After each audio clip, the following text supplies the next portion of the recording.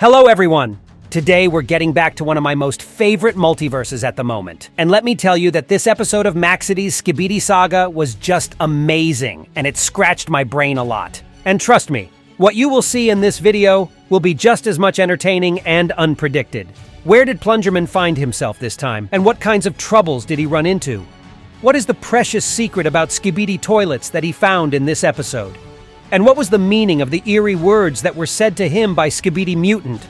So in this video, you'll find an answer to all these questions. And I'm also going to point all the secrets and Easter eggs of this series to you that you could have missed. Now get your tea and snacks ready and prepare to watch this video to the end because I saved the best part for later as always. Let's go! And just in case you forgot what exactly happened in the last episode of Skibidi Saga, let me refresh your memory simply within 1 minute. So new guests in a form of cassettemen appeared on the Alliance's base, and they tried to reason its agents not to destroy Skibidi toilets, but find another solution in order to finish this endless confrontation. And of course, Plungerman didn't like this strategy at all, and he basically threw a tantrum in front of the whole Alliance and camerawoman specifically, which was, to be honest, pretty embarrassing from his side. Although the viewer could understand his feelings pretty easily, I mean the guy just lost Titan cameraman who was literally his dearest friend, and it happened exactly at G-Man and Skibidi Scientist's fault. So of course he didn't want to drop the fight against Skibidi toilets at all, and even camerawoman's reasoning wasn't enough to prove him otherwise. So the previous episode ended with Plungerman, who decided to go on his own mission all alone without anybody's support. And in this episode we will find out where exactly he did go to. Okay, so now when your memory is refreshed and you're all set and ready, the 5th episode of Maxidy's Skibidi Saga is already on your screens. But before I'll start my actual analysis of it, let me gently ask you to give this video a like and subscribe to my channel, because your support really motivates me to keep up with good work, guys. Okay, so if you are subscribed now, let's move on to the actual episode. So the 5th episode starts with Plungerman, who seems to be alone in some dark and eerie place. And from the 4th episode, we know that he decided to go solo and continue his confrontation against Skibidi toilets, although he has little to zero support at this point. And that's why he's not accompanied by anyone except for his loyal plunger.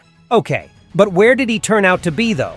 Well, if we'll check the description under this video, then we'll know the answer, as it states that Plungerman snuck into the abandoned Skibidi toilet base and found something important, as well as that he got into some serious trouble along his way. Okay, and now let's see what happens to him step by step so that you understood everything. As Plungerman looks around, we can notice that this place indeed used to be an abandoned Skibidi base, as the interior looks pretty similar to the insides of the Skibidi bunker that Boom showed to us in episodes 68 and 69 of his original series. But the main difference is that everything is covered with darkness, which makes the whole atmosphere even more intimidating. And to tell you honestly, the general vibe of this episode even reminded me of the game called Phasmophobia, where the whole point of gameplay is to lurk in the dark and search for ghosts and try to not get destroyed by them in the process. And considering how Plungerman is all alone here right now and has no lobby of hilarious friends to cheer him up or anything, this makes the events on your screen even more spooky than it already was. So after checking out this room and saying that it's just as empty as all the other ones that he saw, Plungerman moves forward to it and then sees something really creepy. As he looks to the left, he sees the Skibidi bathtub with 3 heads on it that look a bit like bear skulls to me, but they also keep moving and trembling, which is really unsettling. And I think that it may be a reference to these 3 trembling meme skeletons from the 69th episode by Boom. Because otherwise, I can't see how this Skibidi bathtub could have stayed alive, considering how everything else on this base is wrecked and ruined, and almost all its Skibidi inhabitants are flushed or gone. So what happened on this base, though? Maybe it was abandoned after some harsh Alliance's raid that took the lives of all the Skibidi that lived here? Okay, Plungerman keeps moving forward and finds another mercifully demolished Skibidi, and damn bro, your series seems not really family-friendly anymore. Near the figure of the destroyed toilet, we can see a sign put upside down which mentions a few standard phrases. But it also shows an abbreviation step, and what does it mean we don't know yet. Plungerman also looks at the map with multiple marks and dates, and it seems to me that this is a map of all the countries that were raided or captured by the Skibidi army. So maybe STEP is the name for a special military operation by Skibidi toilets to conquer other countries. But then Plungerman feels something sus and looks around. But as it turns out, the danger was much closer than he thought. Skibidi Parasite already managed to knock his jetpack off to get to his vulnerable spots. But as we can remember from the original episode 69, Plungerman is not scared of parasites, and it's actually parasites that should be scared of him! But the parasite still manages to escape with some weirdly looking Skibidi. And of course, Plungerman stops caring about stealth or sneakiness at all and jumps into chasing them. And in parallel to that, he's blasting his assault rifle like there's to tomorrow, which of course doesn't complement the stealth part of his mission at all. The Skibidi lures Plungerman into some area which is marked by the sign which says, "Danger. Admittance to authorized personnel only." And that means that soon, Plungerman will indeed run into serious trouble. And just when Skibidi was already at him aim, suddenly no other but the iconic Rizzsaw Skibidi gets on his way while breaking the wall in the process like an unbothered Chad he is. And well, this scene with breaking the wall reminded me of Tyrant from the second Resident Evil game, who appeared in the very similar manner in front of Leon Kennedy once. And then an intense fight among those two starts. And let me just tell you guys that animation of action scenes became so much more detailed and cool since the time when just first episode of this series was dropped. The first fighting scenes were almost hilarious, but now it's getting much more serious. Plungerman dodges one of Rizzsaw attacks in slow motion, as if he came from Matrix movie or something. But unfortunately, his dexterity was not enough to save him from damage completely. In the end, the enraged Skibidi mutant picks the most dangerous weapon of his arsenal and simply pierces Plungerman through with it. And the impact is so heavy that Plungerman even turned out to be in Mortal Kombat X for a second, with all of his bones getting showcased to the viewers in the moment of their disposal.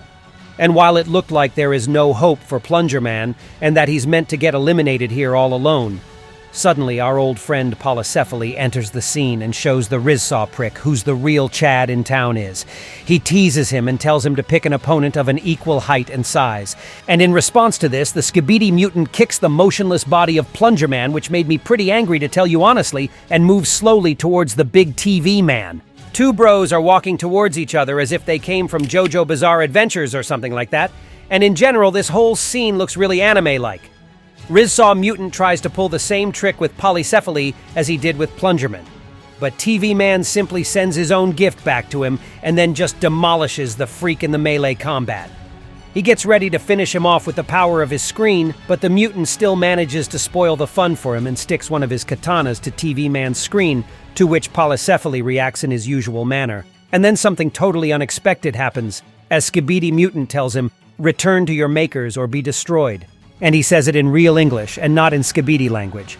And apparently Maxity decided to give Skibidi in his multiverse an ability to talk as well, due to the recent interview that Boom had with Elite Cameraman, where the creator of original series said that Skibidi toilets actually can speak multiple languages, but they prefer Skibidi language in the end because they consider it to be more superior than the others. Polycephaly seems really surprised about it though, but right now he has more important thing to do, and it's to save the injured Plungerman.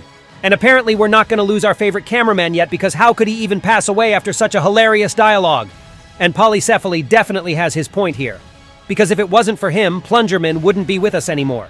So the episode ends with Polycephaly teleporting Plungerman back to the base. And don't forget that he found some important information after all, which could be useful for the Alliance later. And that was all for today. I'm really excited to keep analyzing this really cool multiverse. So don't forget to write in the comments below, what do you think will happen in the future episodes of this series? And be sure to give this video a like and subscribe to my channel not to miss my new cool videos. And it was me, Isa Toilet. See ya!